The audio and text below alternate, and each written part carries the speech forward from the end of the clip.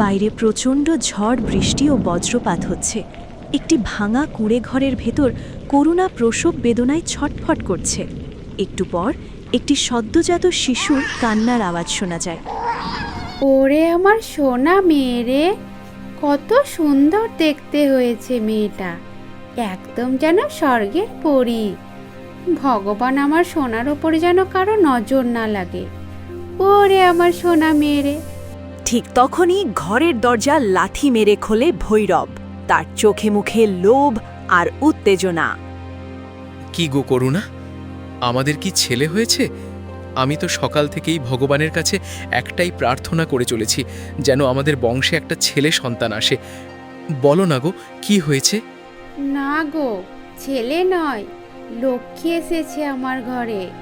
আমার কোল আলো করে একটা মিষ্টি ফুটফুটে মেয়ে হয়েছে। কি বললি? মেয়ে হয়েছে?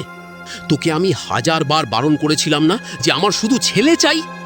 মেয়ের মতো আপদ বোঝাকে আমি এই সংসারে জায়গা দেব না, আর তুই আবার সেই আপদটাই জন্ম দিলি।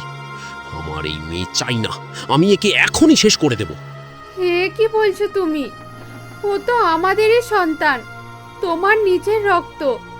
কত কষ্ট করে বুকের ভেতর 1000 স্বপ্ন নিয়ে 10 মাস ওকে আগলে রেখেছি আমি। দোহাই তোমার, আমার কোল খালি করে দিও না। আমার মেয়েকে আমার কাছ থেকে কেড়ে নিও না। তোর কোনো কথা আমি শুনবো না। মেয়ের বোঝা টানার মতো ক্ষমতা আমার নেই। আমি এখনই একে গভীর জঙ্গলের অন্ধকারে ফেলে দিয়ে আসছি। ভৈরব ফুটফুটে বাচ্চাটিকে কাপড়ে জড়িয়ে অন্ধকারের মধ্যে ঝড়ের মাঝেই গভীর জঙ্গলের দিকে ছুটে যায় এবং ঝোপের আড়ালে ফেলে দিয়ে শূন্য হাতে ফিরে আসে। এ কি করলে এটা? তুমি আমার সোনাকে কোথায় রেখে এলে? আমি আমার সোনাকে ছাড়া বাঁচব না। এনে দাও, আমার মেয়েকে এনে দাও তুমি। একদম চুপ কর শাকচুন্নি। মেয়ের শোকে পাগল হতে হবে না। ওই আপদকে আমি জঙ্গলের কাঁটা ঝোপে ফেলে দিয়ে এসেছি। এতক্ষণে কোনো বাঘ শিয়াল এসে তোর মেয়ের হাড় মাস চিবিয়ে খেয়ে ফেলেছে। তুমি মানুষ নও, তুমি একটা জল্লাদ। নিজের সন্তানের সাথে কোনো বাবা কি এমন করতে পারে? তোমার পাথর হৃদয়, আমি তোমাকে অভিশাপ দিচ্ছি। তুমি কোনোদিন ভালো থাকতে পারবে না। কি এত বড় বার বাড়লো তোর? তুই আমাকে অভিশাপ দিচ্ছিস? দাঁড়া, তোর মুখ আজ আমি চিরতরে বন্ধ করে দিচ্ছি। ভৈরব করুণাকে লাঠি দিয়ে অমানসিক নির্যাতন করতে থাকে। করুণা মার খেতে খেতেও কাঁদতে থাকে। মারো, যত পারো মারো, কিন্তু মনে রেখো, ঘরের জীবন্ত লক্ষ্মী বিদায় করেছো। এই পাপের শাস্তি তোমাকে পেতেই হবে। যেভাবে আমার বাচ্চাকে জঙ্গলে ছটফট করছে, তুমি সেইভাবে ছটফট করে মরবে। ঘটনার কিছুদিন পর ভৈরব হঠাৎ এক অজ্ঞাত মারণ রোগে আক্রান্ত হয়ে বিছানায় ছটফট করছে এবং করুণার সামনেই মারা যায়। ওগো, কি হলো তোমার? কথা বলছো না কেন? চোখ খোলো। ওগো, আমাকে একা ফেলে চলে গেলে তুমি। করুণা একাই প্রতিবেশীদের সাহায্যে স্বামীর শেষকৃত্য সম্পন্ন করে। কিছুদিনের মধ্যে তার জীবন দুর্বিষহ হয়ে ওঠে। এই জীবনে আর কোনো আলো নেই, কোনো আশা নেই। নিজের সন্তানকেও বাঁচাতে পারলাম না, স্বামীকেও রক্ষা করতে পারলাম না। আমার মতো অভাগী বেঁচে থেকে কোনো দরকার নেই। আমি মরেই যাব, সেটাই ভালো হবে।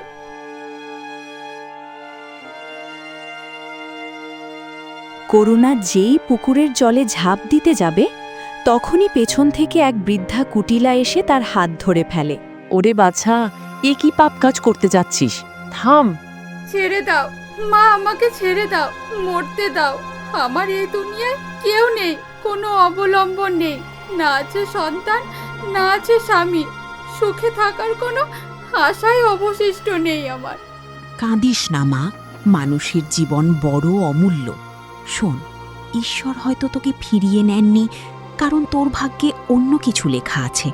কয়েক বছর আগে এই বনের মাঝে আমি কুড়িয়ে পেয়েছিলাম এক ফুটফুটে কন্যা সন্তানকে, কিন্তু আমি এখন অতি বৃদ্ধা। আজ আছি তো কাল নেই। মেয়েটাকে না পারি ভালো করে খাওয়াতে, না পারি মানুষ করতে। তুই এই মায়াবী মেয়েটার দায়িত্ব নে মা। সত্যি বলছো মা? তুমি তোমার সেই মেয়েকে আমার কোলে তুলে দেবে? হ্যাঁ রে বাছা, তোর চোখের মাতৃত্বের টান দেখেই আমি বুঝছি তুই একে নিজের চেয়েও বেশি ভালোবাসবি। নে, আমার কুটিরে চল। বৃদ্ধা তার কুঁড়েঘর থেকে একটি সুন্দর ফুটফুটে কন্যা শিশুকে এনে করুণার কোলে দেয়। করুণা পরম মমতায় তাকে বুকে জড়িয়ে নেয়। মা, আমার হারিয়ে যাওয়া মেয়ে যেন আবার ফিরে এলো। আমি একে নিজের প্রাণের চেয়েও বেশি যত্ন করে বড় করব। আজ থেকে এটাই আমার বেঁচে থাকার একমাত্র কারণ। করুণা মেয়েকে নিয়ে গ্রামে ফেরে। গ্রামের এক কুটিল মোড়ল মদন, রামু এবং কয়েকজন গ্রামের লোক তাকে ঘিরে ধরে। আরে দেখ দেখ, করুণার কাণ্ডটা দেখ। স্বামী মরল কদিন আগে, আর হাত খালি মানুষটার কোলে এখন কোথা থেকে এক রাজকন্যা উড়ে এসে জুড়ে বসলো রে। এই মেয়ে তুই কোথায় পেলি? এই মেয়েকে স্বয়ং ভগবান আমার কোলে পাঠিয়েছেন। এক বৃদ্ধা মা আমাকে দিয়েছেন। আজ থেকে ওই মেয়ে আমার সব, আমার নিজের মেয়ে। ওরে বাস রে, নিজের পেটে ভাত নেই, অন্যের ঘরের আপদ এনে বোঝা বাড়াচ্ছে। তুই তো মানুষের বাড়ি বাসন মেজে খাস, এই মেয়েকে খাওয়াবি কি? নিজে তো না খেয়ে মরবি, এই মেয়েটাকেও ভিখারি বানাবি। যেখানে পেয়েছিস সেখানেই ফেলে দিয়ায়। আমার মেয়ে কারো বোঝা নয়। আমি দিন রাত খাটবো, মানুষের বাড়ি কাজ করব, কিন্তু আমার মেয়ে নন্দিনীকে আমি রাজকন্যার মতো বড় করব। সময়ের চাকা ঘুরে। মেহনত মজুরি করে করুণা নন্দিনীকে বড় করে তোলে। নন্দিনী এখন 18 বছরের এক অপরূপ সুন্দরী তরুণী। তবে সে খুব শান্ত এবং গাম্ভীর্যপূর্ণ। আমার নন্দিনী দেখতে যেমন সুন্দরী, স্বভাবও তেমন রাজকীয়। কিন্তু মেয়েটা সবার সাথে এত কম কথা বলে কেন? সারাক্ষণ যেন কি ভাবে। মা নন্দিনী, আমি জমিদারের বাড়ি বাসন মাজতে আর ঘর মুছতে যাচ্ছি। তুই কিন্তু ঘরের বাইরে যাবি না, ঘরেই থাকিস। হ্যাঁ মা? আচ্ছা মা, তুমি সাবধানে যাও, আমি ঘরেই আছি। করুণা চলে যাওয়ার পর নন্দিনী ঘরের জানলা দিয়ে বাইরের প্রকৃতির দিকে তাকায়। সারাদিনের চার দেওয়ালের মধ্যে বন্দি থাকতে আর ভালো লাগে না। মনটা যেন হাঁসফাঁস করে ওঠে। মা কাজে গেছে, আমি একটু গ্রামের পথ হেঁটে আসি। মুক্ত বাতাসে গেলে হয়তো মনটা একটু শান্ত হবে। নন্দিনী গ্রামের রাস্তা দিয়ে হেঁটে যাচ্ছে। তার হাঁটার ধরন এবং রূপ দেখে গ্রামের মোড়ল মদন এবং তার এক সঙ্গী হিংসায় জ্বলে ওঠে। আরে দেখ দেখ, বাসনওয়ালির মেয়ের ফুটানিটা দেখ একবার। মায়ের কোনো পাত্তা নেই, আর মেয়ে যেন কোন দেশের মহারানী। মাটিতে পা পড়ে না রূপের গরবে। ঠিক বলেছিস ভাই, লোকজনের সাথে তো কথাই বলে না, অহংকারে মাটিতে পা পড়ে না, যেন লাট সাহেবের মেয়ে। এই যে ও রূপের রানী নন্দিনী, বলি কোন দিকে হাওয়া খেতে যাওয়া হচ্ছে? তোমার মা তো ওই পাড়ায় কারোর গোয়াল ঘর পরিষ্কার করতে গেছে, তা তুমিও গিয়ে দুটো বাসন মেজে মায়ের হাতটা একটু হালকা করতে পারো না? নাকি শরীর কালো হয়ে যাবে? মোড়ল মশাই, মুখ সামলে কথা বলুন। আমার মা মানুষের বাড়ি বাসন মাজে কাজ করে, কিন্তু মনে রাখবেন, আমার মা কারো কাছে ভিক্ষা চায় না, চুরিও করে না। নিজের গায়ে রক্ত জল করে সৎ পথে উপার্জন করে আমায় খাওয়ায়। এতে আপনাদের গ্রামের কারো কোনো ক্ষতিও হচ্ছে না। তবে কি প্রতিনিয়ত আমার মাকে কেন অপমান কটূক্তি করছেন? ওরে বাবা, এত বড় মুখ! তুই আমাদের ওপর গলা তুলছিস? অন্যায় কথার প্রতিবাদ করছি মাত্র। মা যদি খেটে আমায় খাওয়ায় তবে সেটা আমার গর্বের বিষয়, লজ্জা নয়। নিজের চরকায় তেল দিন, আমাদের নিয়ে মাথা ঘামাতে আসবেন না। নন্দিনী রাগে হন হন করে সেখান থেকে চলে যায়। ওরে বাপ রে বাপ, এ মেয়ে তো মুখে তুবড়ে ছোটায় রে। এতদিন তো ভাবতাম বোবা, কথা বলে না। আজ দেখলি কেমন সাপের মতো ফনা তুলে কথা শুনিয়ে গেল। এই অপমানের শোধ আমি নেবই। অন্যদিকে রাজপ্রাসাদে গভীর শোকের ছায়া নেমে এসেছে। রাজা বিক্রমাদিত্য ও রানী সুলক্ষণা অশ্রু সজল চোখে কাঁদছেন। মহারাজ, আজ দীর্ঘ 18 বছর কেটে গেল। আমাদের সেই আদরের রাজকন্যা কোথায়, কোন হালতে আছে তা কি আমরা কোনোদিন জানতে পারবো না? আমার বুকটা যে ফেটে যাচ্ছে মহারাজ। রানী, আমারও যে রাজকার্যে কোনো মন বসে না। কন্যার শোকে দিনরাত শুধু অশ্রু বিসর্জন করি। তবে মনে রেখো, সেই সাধু বাবা বলেছিলেন, আমাদের কন্যা যখন 18 বছরে পা দেবে তখন সে কোনো না কোনো উপায়ে আমাদের কাছে ফিরে আসবে। আমাদের শুধু আর কিছু দিন অপেক্ষা করতে হবে। মহারাজ, রাজকুমারীর চিন্তায় আমার রাতে ঘুমও আসে না। আমি শুধু আমার মেয়েকে ফিরে পেতে চাই, আর অপেক্ষা করতে পারছি না। 18 বছর পূর্ণ হলেই আমাদের মেয়ে ফিরে আসবে, কিন্তু এখনো তার কোনো খোঁজ নেই। ঠিক তখনই রাজপ্রাসাদের নতুন মালি মদন আড়াল থেকে রাজা রানীর সব কথা শুনে ফেলে। ওরে বাবা, এ কি শুনলাম?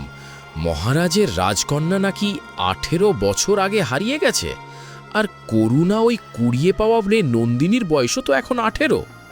মেয়েটার রূপ লাবণ্য আর ওই তেজ একদম রাজকীয়। তাছাড়া আমি একদিন দেখেছিলাম নন্দিনীর ডান কাঁধের পেছনে একটা রাজকীয় পদ্ম ফুলের মতো জন্মদাগ আছে।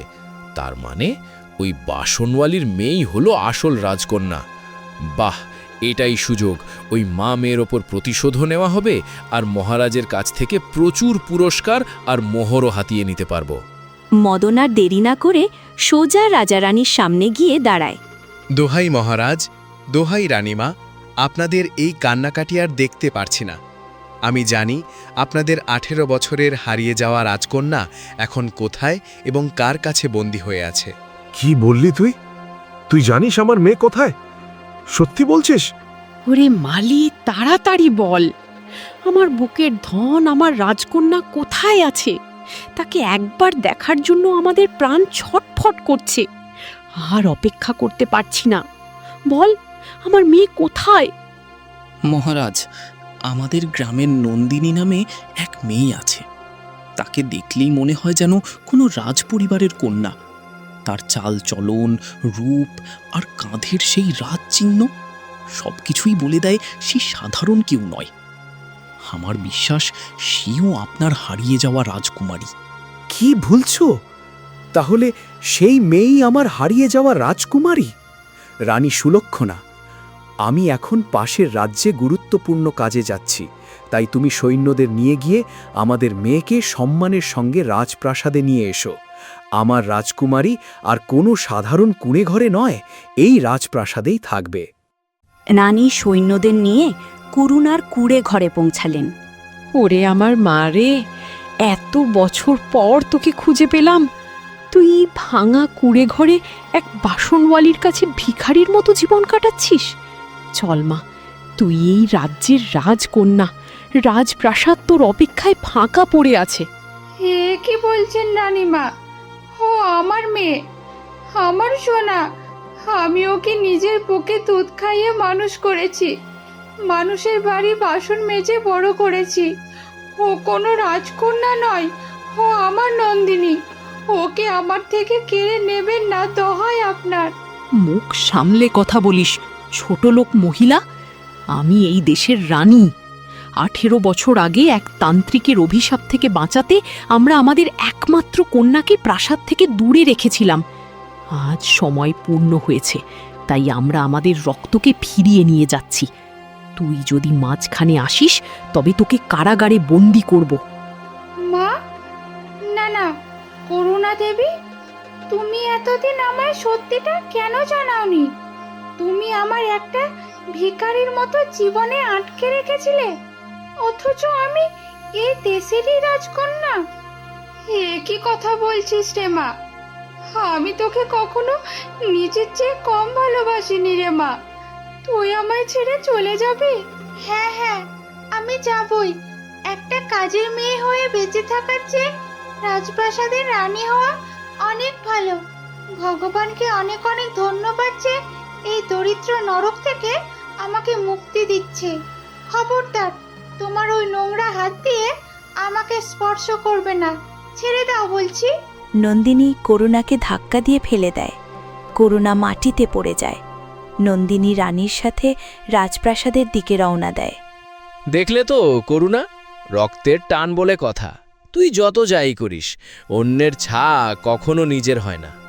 এত কষ্ট করে বাসন মেজে বড় করলি, আর টাকার আলো দেখে তোকে লাথি মেরে চলে গেল। মাটির মানুষ মাটিতেই পড়ে রইল, আর সে উড়ে গিয়ে স্বর্গে বসল। রাজপ্রাসাদের এক বিশাল জাঁকজমকপূর্ণ ঘর, কিন্তু নন্দিনীর মুখে কোনো হাসি নেই। সে অস্বস্তি বোধ করছে। এত ঐশ্বর্য, এত দাসী চাকর, তবুও আমার মনটা কেন এত ভারী হয়ে আসছে? এই বিশাল রাজপ্রাসাদটা কেন আমার নিজের বাড়ি বলে মনে হচ্ছে না? কেন বারবার মনে হচ্ছে আমি এখানে একজন বন্দী? নন্দিনী প্রাসাদের অলিন্দ দিয়ে হেঁটে যাওয়ার সময় দেখতে পায় রানী সুলক্ষণা প্রধানমন্ত্রীর সাথে ফিসফিস করে গভীর কোনো ষড়যন্ত্রে লিপ্ত। তাদের চোখে মুখে চতুরতার ছাপ। রানীমা ওই মন্ত্রীর সাথে এতক্ষণ ধরে কি গোপন আলোচনা করছেন, আর আমায় দেখে চমকে উঠলেন কেন? নিশ্চয় কোনো একটা রহস্য আছে যা আমার থেকে আড়াল করা হচ্ছে।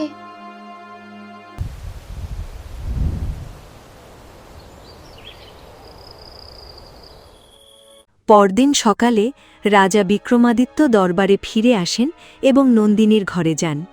মা আমার, প্রতিবেশী রাজ্যে জরুরি কাজ ছেড়ে আজই আমি প্রাসাদে ফিরলাম। তোকে ফিরে পেয়ে আমার 18 বছরের শূন্য বুকটা আজ শান্ত হলো। ঈশ্বরকে কোটি কোটি ধন্যবাদ। ধন্যবাদ পিতা, আমিও আপনাকে পেয়ে অনেক ধন্য। হ্যাঁ মা, তবে এখন সময় এসেছে তোকে এই রাজ্যের প্রজাদের সামনে নিয়ে আসার। আজ রাজদরবারে তোর অভিষেক হবে। তুই একদম রাজকন্যার মতো সেজেগুজে আয় মা। রাজদরবার আলোয় ঝলমল করছে। সমস্ত দরবারি ও প্রজারা উপস্থিত। নন্দিনী কনের মতো সুন্দর করে দরবারে। রাজা বিক্রমাদিত্য অত্যন্ত গর্বের সাথে তাকে সবার সামনে দাঁড় করান। হে আমার প্রিয় রাজ্যবাসী, দেখুন, এই হলো আমাদের হারিয়ে যাওয়া রাজকন্যা নন্দিনী। দীর্ঘ 18 বছর পর সে আজ তার নিজের ঘরে ফিরে এসেছে। জয় মহারাজের জয়! রাজকন্যা সত্যিই অপ্সরার মতো সুন্দরী। আমাদের রাজ্য ধন্য হলো। সবাই যখন আনন্দে মেতে আছে, নন্দিনী তখন ভিড়ের মাঝেও কারুর একজোড়া স্নেহের হাত মিস করছে। সে মনে মনে ভাবছে, এত মানুষ আমাকে বাহবা দিচ্ছে, কিন্তু গ্রামে যখন মেলা হতো মা তখন রাঙা চিরুনি দিয়ে চুলটা বেঁধে একটা কপালে কাজলের টিপ পরিয়ে দিত। সেই আনন্দের কাছে এই হীরের মুকুট তো আমার বড্ড ফিকে লাগছে। মা কেমন আছে? আমি তো মায়ের সাথে বড্ড অন্যায় করেছি। অন্যদিকে গ্রামের ধুলোবালি মাখা রাস্তায় করুণা ছেঁড়া কাপড় পরে মানুষের কাছে হাত পেতে ভিক্ষা চাইছে। ক্ষুধা আর শোকে সে প্রায় পাগল হয়ে গেছে। বাবা গোবিন্দ, আমাকে এক মুঠো অন্ন দাও। আমার নন্দিনী আসবে, ও এসে ভাত চাইবে। আমি কতদিন ধরে কিছু খাইনি বাবা। ভগবান তোমার মঙ্গল করবে। আমার নন্দিনীকে একটু এনে দাও না বাবা। আরে এ তো করুণা, তুই তো মানুষের বাড়ি কাজ করে ভালোই খাচ্ছিলি। মেয়েটা চলে যাওয়ার পর থেকে একদম পাগল হয়ে গেলি নাকি? ভিক্ষে করছিস কেন? গিয়ে কাজ কর। আমার হাত দুটো যে অবশ হয়ে গেছে বাবা। যে মেয়ের জন্য খাটতাম সেই মেয়ে এখন আমার আদরকে ভিখারির ভালোবাসা বলে লাথি মেরে চলে গেছে। তখন এই শরীরে আর শক্তি কোথা থেকে আসবে? ওরে নন্দিনী, তুই একবার ফিরে আয় না মা। তোর মা তোকে ছাড়া মরে যাবে। সত্যি রে ভাই, বেচারি যখন এই গ্রামে বউ হয়ে এসেছিল তখন থেকে একটা দিনও শান্তিতে কাটাতে পারল না। প্রথমে সন্তান হচ্ছিল না বলে স্বামী মারত, তারপর মেয়ে হলো তো সেই পাষণ্ড স্বামী মেয়েটাকে বনের কাঁটায় ফেলে দিল। কদিন পর স্বামী মরল, আর শেষে এই কুড়িয়ে পাওয়া মেয়েটাকে মানুষের বাড়ি বাসন মেজে এত বড় করল, সেও আজ টাকার গরমে মাকে লাথি মেরে চলে গেল। দুঃখের সাগরেই ভেসে গেল বেচারির জীবনটা। দিন কেটে যেতে লাগল। নন্দিনীর শোকে করুণা খাওয়া দাওয়া ছেড়ে দিল। ধীরে ধীরে সে অসুস্থ হয়ে পড়ল। অন্যদিকে গভীর রাত, রাজপ্রাসাদের একটি অন্ধকার অলিন্দ। নন্দিনী নিজের ঘর থেকে বেরোয় রানী সুলক্ষণা আর রাজার গোপন কথোপকথন শুনে ফেলে। রানীমা, আমাদের এই রাজকীয় নাটক যেন কোনোভাবেই প্রজারা বা নন্দিনী জানতে না পারে। নন্দিনী যেন সারা জীবন আমাদের নিজের মেয়েই মনে করে। আপনি একদম চিন্তা করবেন না মহারাজ। ওই বোকা মেয়েটা আমাদের রাজকীয় ঐশ্বর্য দেখে অন্ধ হয়ে গেছে। ও কোনো দিনও জানতে পারবে না যে ও আমাদের আসল সন্তান নয়। ও তো একটা সাধারণ বাসনমালির মেয়ে। আমাদের সিংহাসন বাঁচানোর জন্য ওকে সারা জীবন এই মিথ্যেটা বিশ্বাস করে যেতেই হবে। দরজার আড়াল থেকে নন্দিনী বজ্রাহতের মতো এই কথা শুনে ফেলে। তার চোখ দিয়ে জল গড়িয়ে পড়ে। সে সোজাসুজি রাজার রানীর সামনে এসে দাঁড়ায়। কি শুনছি আমি? আপনারা আমার জন্মদাতা মাতা পিতা নন। আপনারা মিথ্যে নাটক করে কেন এখানে নিয়ে এসেছেন? কেন করলেন আমার সাথে এমন ছলনা? কেন আমার মায়ের কোল খালি করলেন? সত্যিটা বলুন, নইলে আমি এই মুহূর্তে রাজপ্রাসাদ ছেড়ে চলে যাব। আমায় ক্ষমা করে দাও মা নন্দিনী। আজ থেকে 18 বছর আগে আমাদের নিজের রাজকন্যা জন্মের পরপরই মারা গিয়েছিল। আমরা নিঃসন্তান হয়ে পড়েছিলাম। শত্রু রাজ্য যাতে আমাদের দুর্বল ভেবে আক্রমণ না করে, তাই প্রধানমন্ত্রী এক চতুর পরিকল্পনা করেন। কি পরিকল্পনা? আমরা পুরো রাজ্যে ঘোষণা করি যে রাজকন্যাকে তান্ত্রিকের অভিশাপ থেকে বাঁচাতে 18 বছর প্রাসাদের বাইরে রাখা হবে। এই 18 বছরে আমরা কোনো একটা মেয়েকে খুঁজে এনে রাজকন্যার আসনে বসানোর সিদ্ধান্ত নিই। কিন্তু আপনার মন্ত্রী আমার খোঁজ পেল কি করে? যখন মন্ত্রী খোঁজ নিচ্ছিল তখন জানতে পারে বনের এক বৃদ্ধা তোমাকে কুড়িয়ে পেয়ে করুণার কোলে দিয়েছিল। সেই বৃদ্ধা মন্ত্রীকে বলেছিল যে এক নিষ্ঠুর বাবা কন্যা সন্তান হওয়ায় তোমাকে বনের ঝোপে ফেলে দিয়েছিল।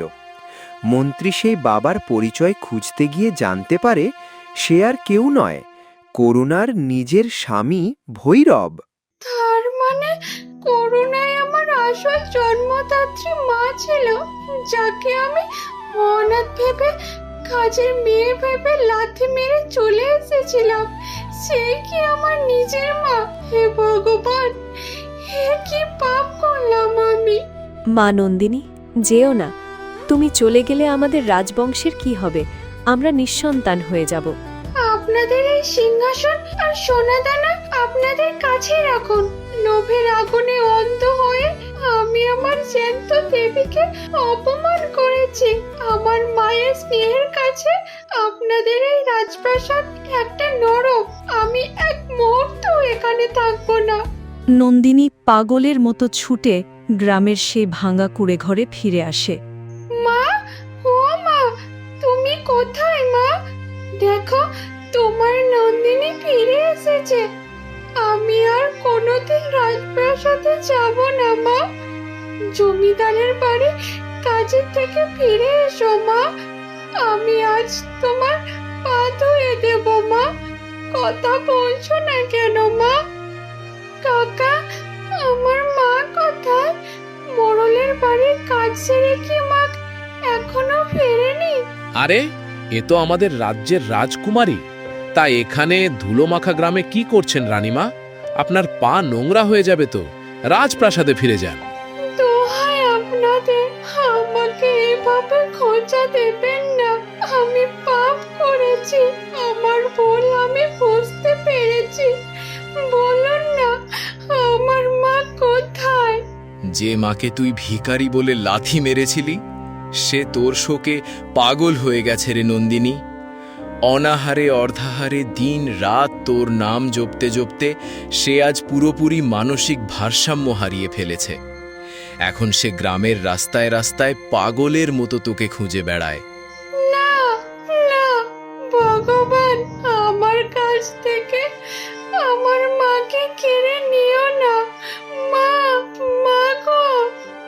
গ্রামের এক মন্দিরের সামনে করুণা বসে বিড়বিড় করছে। নন্দিনী দূর থেকে দেখতে পেয়ে কাঁদতে কাঁদতে ছুটে এসে, মা, ও মা, আমায় ক্ষমা করে দাও মা। আমি পাপী, আমি লোভী। মহলের চাকচিক্য দেখে আমি অন্ধ হয়ে গেছিলাম। তুমি আমার আসল মা, আমার জন্মদাত্রী মা। আমায় তাড়িয়ে দিও না মা। তোমার এই নন্দিনীকে বুকে টেনে নাও না মা। কে কে তুমি মা? কত সুন্দর জামা কাপড় পরেছো। তুমি নিশ্চয় কোনো রাজকন্যা। আমার ছুঁয়ো না, আমার ছোঁয়া লেগে তোমার রাজকীয় পোশাকটা নোংরা হয়ে যাবে। দূরে যাও, দূরে যাও। আমার নন্দিনী এমন রাজকন্যা হয়েছে, ও এসে আমাকে অনেক টাকা দেবে। ও আমার সোনা মেয়ে। না মা, আমি কোনো রাজকন্যা নই। আমি তোমার সেই ছোট্ট নন্দিনী। দেখো মা, আমার কাঁধে জন্মদাগটা দেখো। আমি আর কখনো তোমাকে ছেড়ে যাব না মা। এই কুড়ো করে আমি তোমার বাসন মেজে দেব, তোমার সেবা করব, আমি তোমাকে সুস্থ করে দেব মা।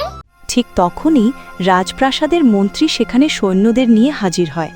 রাজকুমারী নন্দিনী, অনেক নাটক হয়েছে, এবার প্রাসাদে চলুন।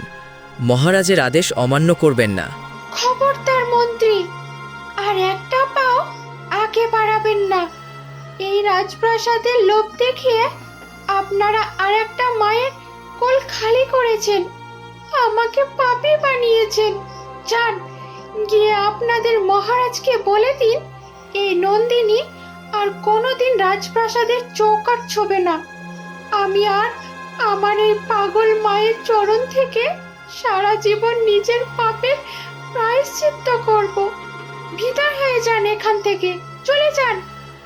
মন্ত্রীর সৈন্যরা নন্দিনীর তেজ দেখে পিছিয়ে যায় এবং শূন্য হাতে ফিরে যায়। নন্দিনী করুণার হাত ধরে সেই ভাঙা কুঁড়েঘরের দিকে হেঁটে যায়। তো বন্ধুরা, এই কাহিনী থেকে আমরা কি শিখলাম? ধন দৌলত আর রাজপ্রাসাদের সুখ সাময়িক হতে পারে, কিন্তু জন্মদাত্রী মায়ের আঁচলের সুখ আর ভালোবাসা এই পৃথিবীর কোনো ধনরত্ন দিয়ে কেনা যায় না। গল্পটি কেমন লাগলো অবশ্যই কমেন্ট বক্সে জানাবেন। আর এই অভাগী মায়ের জন্য ভিডিওটিতে একটি লাইক দিয়ে চ্যানেলটিকে অবশ্যই সাবস্ক্রাইব করবেন। ধন্যবাদ।